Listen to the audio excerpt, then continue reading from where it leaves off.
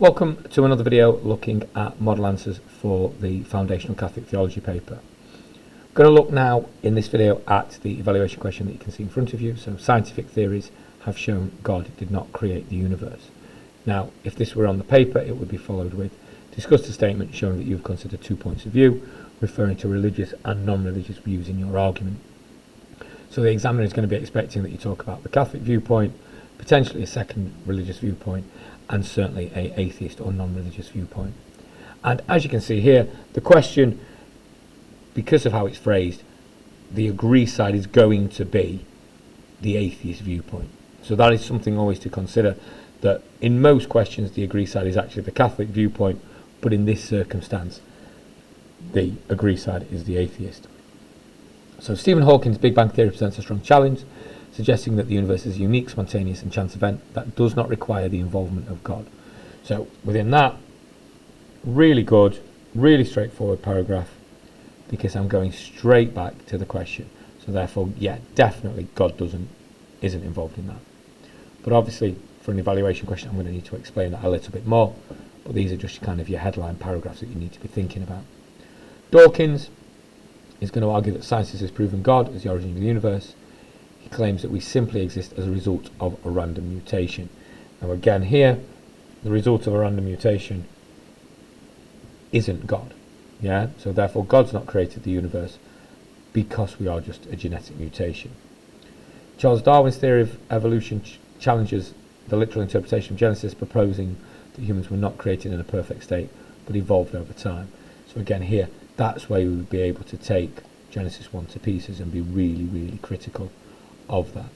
Now, what's worth noting in these two paragraphs is obviously Dawkins works and develops the ideas of Darwin, so there could be an issue of thinking about which way around you put them.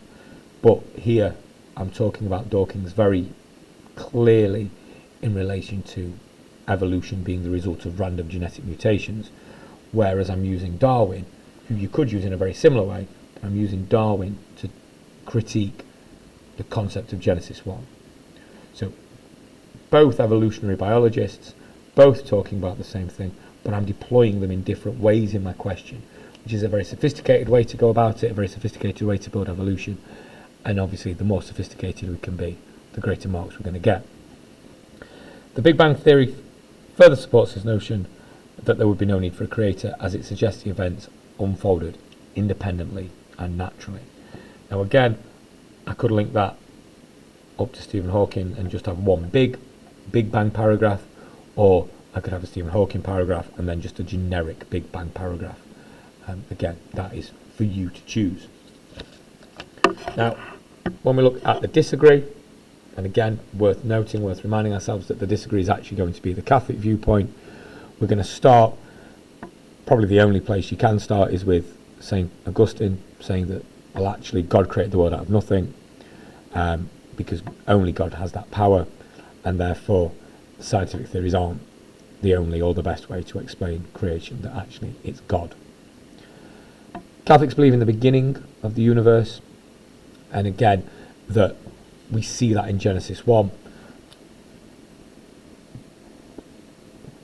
But it's worth considering that, because obviously from a Catholic viewpoint, we are not going to necessarily say that Genesis 1 is a better proof for the origins of the universe than science, because from a Catholic viewpoint, Genesis 1 is a myth, therefore has no actual factual meaning and significance in the world.